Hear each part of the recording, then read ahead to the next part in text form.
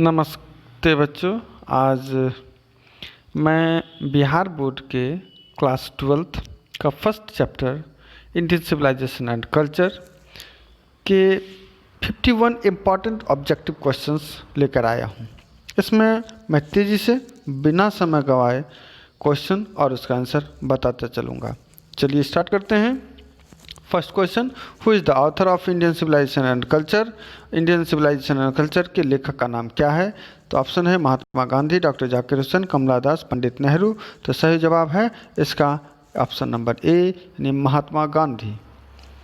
अगला क्वेश्चन है, what is the full name of M K Gandhi. महात्मा करमचंद गांधी, मोहनदास करमचंद गांधी, महात्मा मोहनचंद गांधी और मोहन करमचंद गांधी। इसका सही जवाब है option number B, Mohandas Karamchand Gandhi. Next है, M K Gandhi was born on. Mahatma Gandhi का जन्म कब हुआ था? ऑप्शन नंबर ए 2 अक्टूबर 1859, 2 अक्टूबर 1769, 2 अक्टूबर 1869, 2 अक्टूबर 1948। इसका सही जवाब है ऑप्शन नंबर सी 2 अक्टूबर 1869। Next question, M K Gandhi was died on. Mahatma Gandhi की मृत्यु कब हुई थी?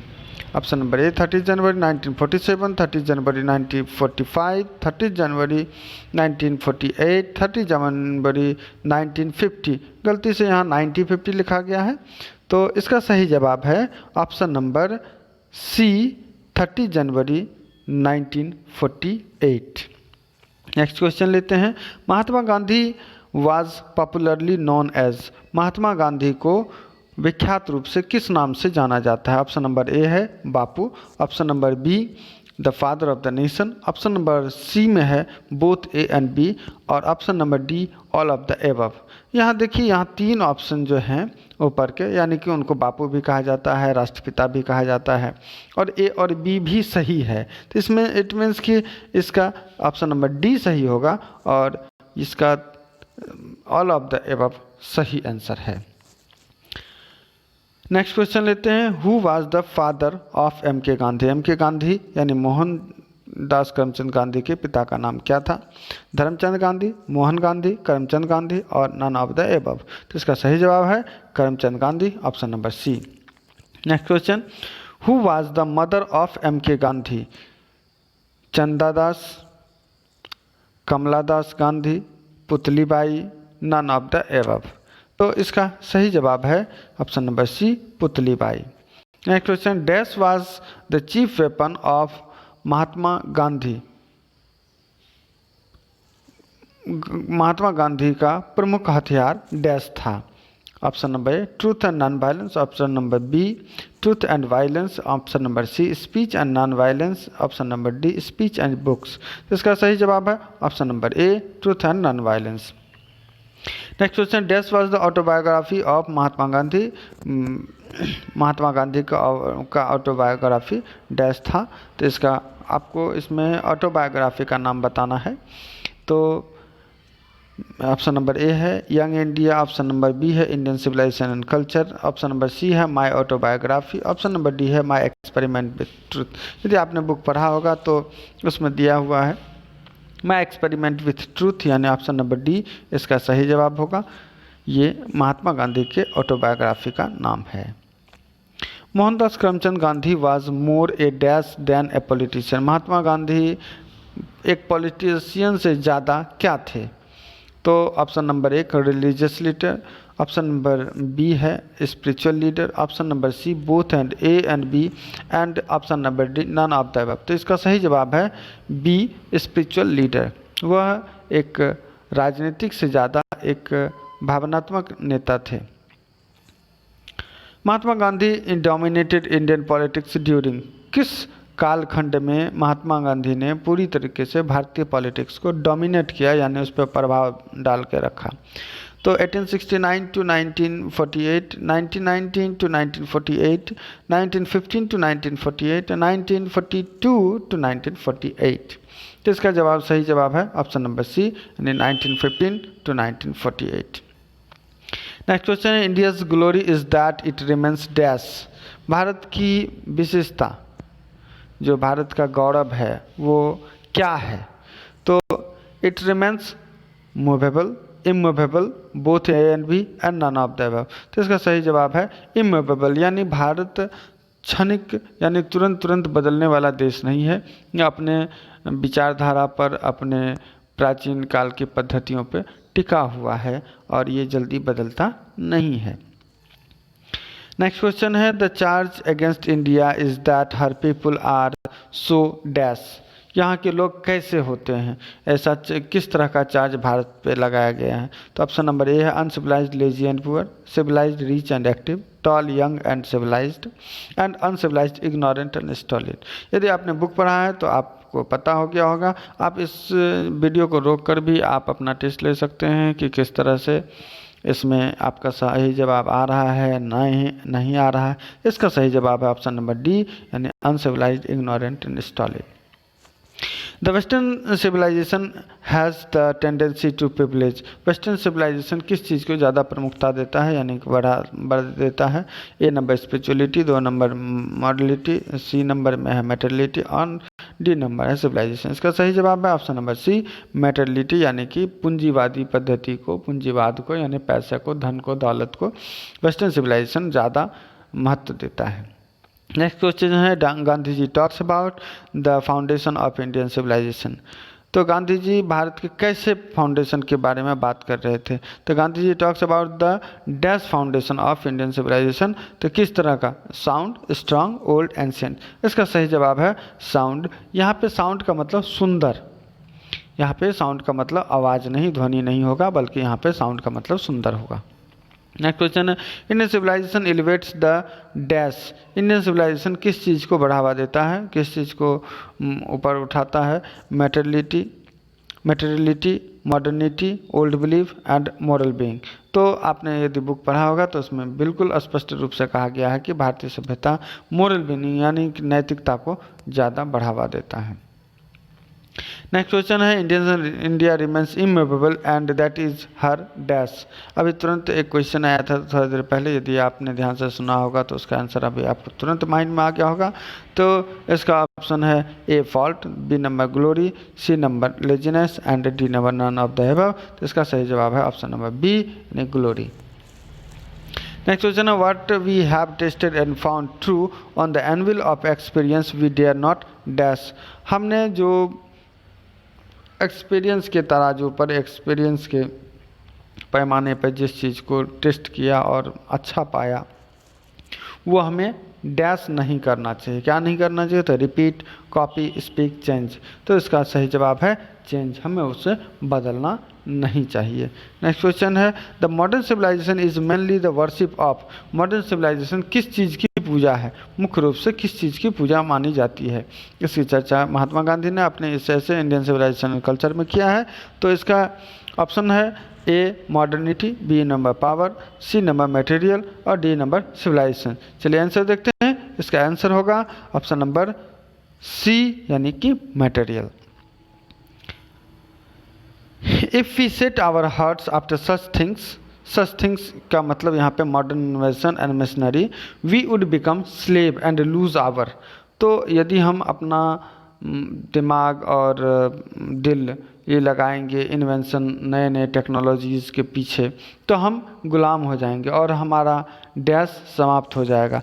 इसमें किस चीज़ के समाप्त होने की बात महात्मा गांधी ने की है। ऑप्शन है the past glory, moral fibre, on strength and dignity. तो इसका चलिए सही जवाब है मॉरल फाइबर, यानी कि हमारा नैतिक बल जो है वो समाप्त हो जाएगा। नेक्स्ट क्वेश्चन है modern civilisation is unadulterated dash. Modern civilisation को विशुद्ध रूप से क्या माना जाता है, मेटेरियलिज्म, इम्पेरियलिज्म, सोशलिज्म और कास्टिज्म। तो इसका सही जवाब है ऑप्शन नंबर ए, यानी मेटेरियलिज्म, यानी कि पूंजीवादी पद्धति।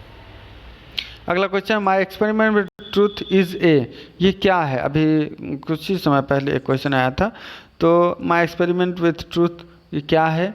तो एक स्टोरी है, एन ऑटोबायोग्राफी, एक आत्मकथा है, ए नॉवेल यानी कि नॉवेल है, या ए बायोग्राफी या फिर वो आत्मकथा। ऑटोबायोग्राफी और बायोग्राफी में ये अंतर होता है कि ऑटोबायोग्राफी खुद राइटर अपने विषय में लिखता है और बायोग्राफी किसी के विषय में कोई और राइटर जब लिखता है तो उसको हम बायोग्राफी कहते हैं। तो इसका सही जवाब है बी नंबर, ऑटोबायोग्राफी, क्योंकि गांधी जी ने अपने विषय में जो लिखा है ये ऑटोबायोग्राफी है, इसी का नाम है my experiment with truth. Next question, dash was more a spiritual leader than a politician. कौन एक स्पिरिचुअल लीडर, पॉलिटिशियन से ज़्यादा एक स्पिरिचुअल लीडर थे?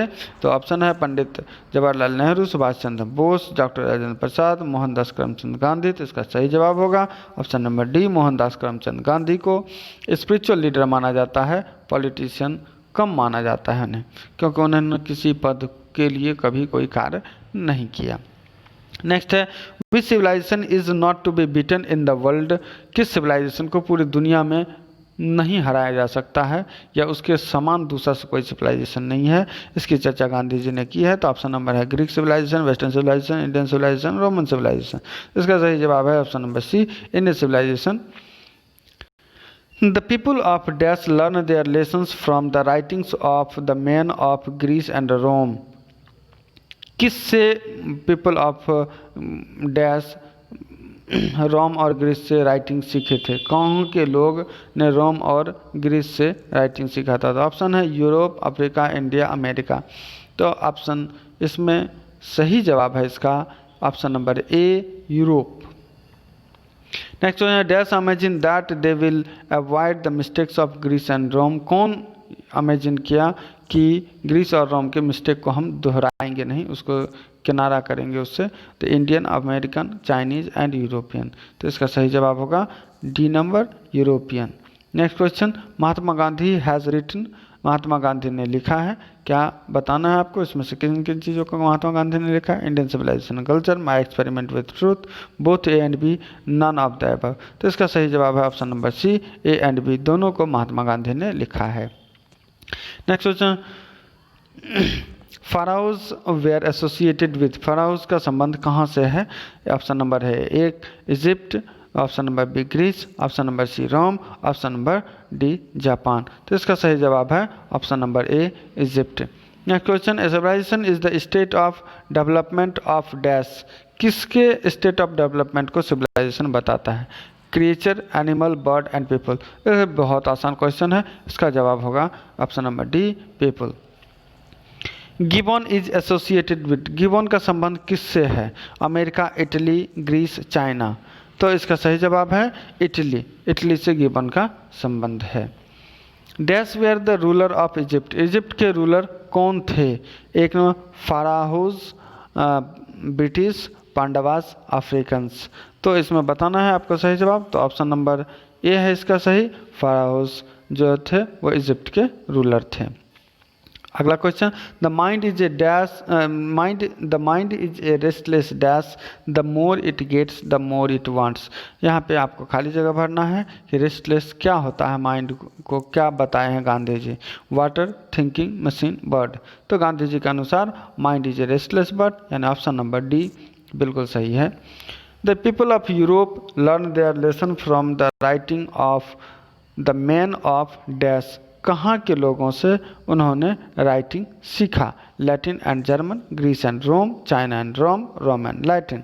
तो इसका सही जवाब है Greece and Rome. Next question, plain living and high thinking is the motto of. ये किन का विचार था? वेस्टर्न फिलोसफर का, ईस्टर्न फिलोसफर का, नॉर्दर्न फिलोसफर का, नन ऑफ दिस, यानी इसमें से कोई नहीं। तो इसका सही जवाब है एक number, western philosopher.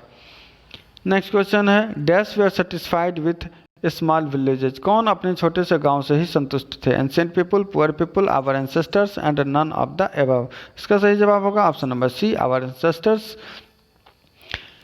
Next question है कि civilisation taught us to be more dash towards one another. Option number A, friendly, happily, patiently, both A and सी। तो आपको जवाब देना है ऑप्शन नंबर ए है इसका सही जवाब, फ्रेंडली। सिविलाइजेशन हमें एक दूसरे के प्रति मित्रवत रहना सिखाता है। When did Mahatma Gandhi go to Champaran. Champaran Mahatma Gandhi कब गए थे? In 1942, in 1945, in 1916 and in 1917।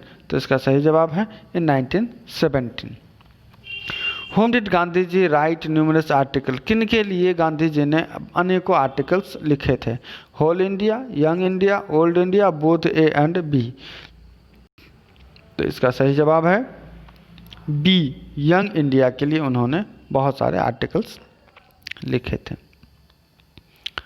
अगला सवाल है the evil was noticeable only in and around dash, बुराई डैश चीज़ों के इर्द गिर्द होती है। तो ऑप्शन नंबर है Capitals, cities, towns, all of the above. तो इसका सही जवाब है कैपिटल्स, यानी कि धन के इर्द गिर्द और राजधानियों के इर्द गिर्द मुख्य रूप से पूंजीवाद जो है, पूंजीवाद के इर्द गिर्द ही बुराइयां भी घूमती है। अगला क्वेश्चन है our ancestor enjoy dash rule, किस तरह के रूल का हमारे एंसेस्टर यानी हमारे पूर्वज आनंद लेते थे? ब्रिटिश रूल का, किंग रूल का, होम रूल का और इंडियन रूल का। तो इसका सही जवाब है option number C, home rule का, यानी कि अपने गृह शासन का आनंद लेते थे। Happiness was largely A dash condition, happiness को किस तरह की अवस्था माना जाता है? Social condition, mental condition, political condition, inner condition.